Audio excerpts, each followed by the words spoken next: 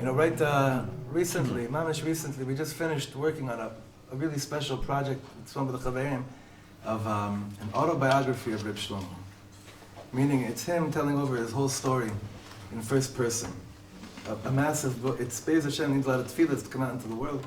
So daven strong for it. There's been a big year, Baruch Hashem, of Reb Shlomo's Torah coming out into the world, and it should go weiter, more and more, Be'ez Hashem.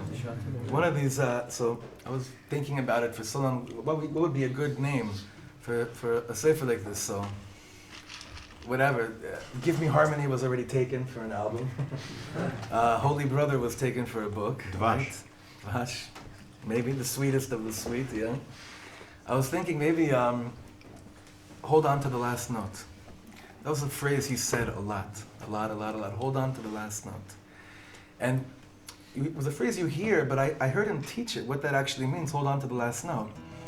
He said that he learned in Mozhitz what it means to hold on to the last note.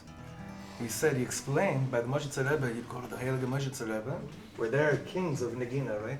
They're kings of music. Mamish, princes, it's Melucha, it's kingdom. And in Mozhitz, the Rebbe would go, hold on to the last note. So I always thought it meant like, hold on to the last note till Mashiach comes, which it also means that, hold on to the last note. Hold on to the last note. But whenever he said, give me harmony, he didn't just mean, in music, the third and the fifth. The harmony of the neshama is holding on to the last note. That's harmony. And he explained it, the Rebbe explained like this. That when I go like this and I sing, oh, and then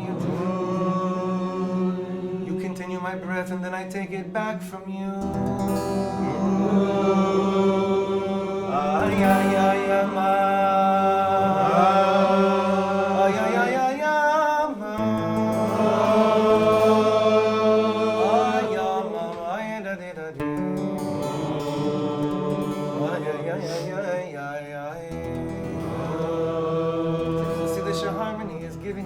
Extension of breath.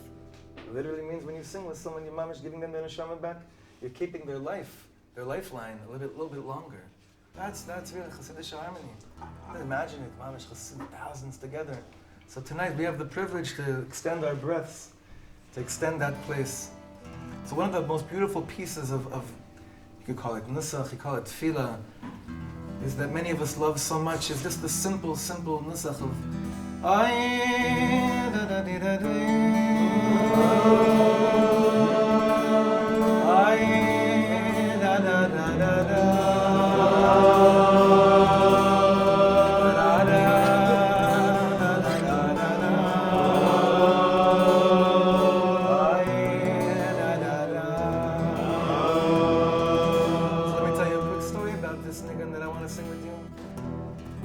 approximately 14 or 15, there was some person with a big yellow yarmulke came to our yeshiva in Ranana.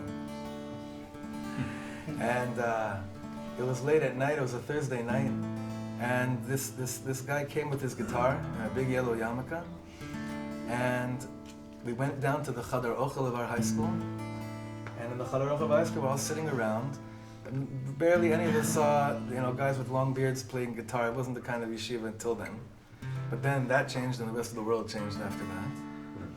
And this is the nigun, it was Yehuda. You came that Thursday night, it was right after Reb Shlomo died. And most of us didn't ever hear yet the nigun Yehi Shalom. No one we didn't know it then.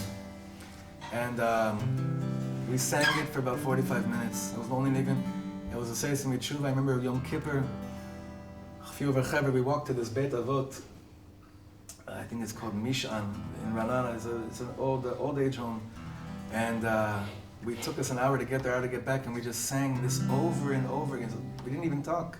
14-year-old kids in Ranana, not singing nigunim. It wasn't our bag till then. It was the game changer. That nigun was the game changer. A few years later, I found a recording of the morning after Reb Shlomo wrote this nigun. And it was in the early 80 or 81 in Ojai. Those of you that know Ojai in California. And Reb Shlomo said that the night before, he couldn't sleep, and he realized that when he davens for peace, it's the only thing in the world that when I daven for it, I can't daven for it to come on an individual, or just on me. Everything else I can daven On an individual level, refuah, you need refuah. Parnasa, that person needs parnasa. Simchat HaChaim, that person needs a little more simcha. That's Yechidim. Shalom, in its essence, is the one thing that's Aleinu ve'al Kol Yisrael.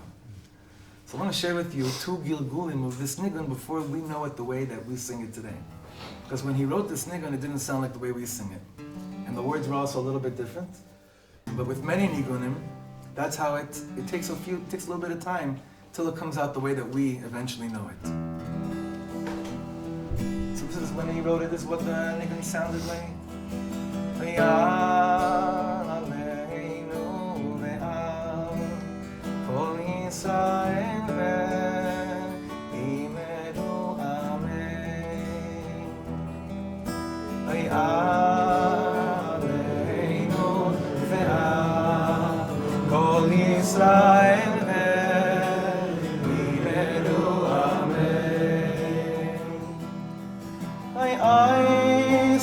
Shalom bi imnoim avu uyase shalom.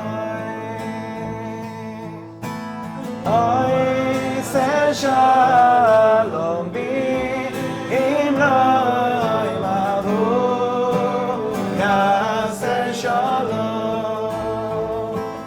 Ay aleinu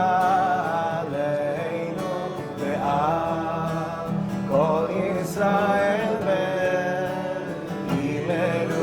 amen. Ay aleinu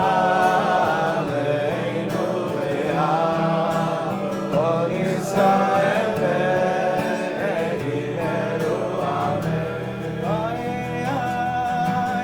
Ay se shalom b'imnoim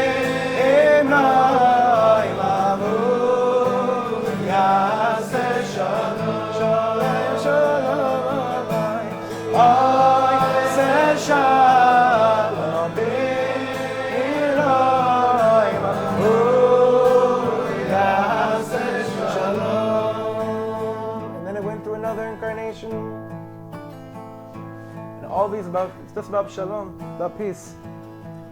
Imanovu al heorim ra leimevasser ma ashmiya shalom. Imanovu al heorim ra leimevasser ma ashmiya shalom. Imevasser Yeshua Oy meletzion malach Elohim.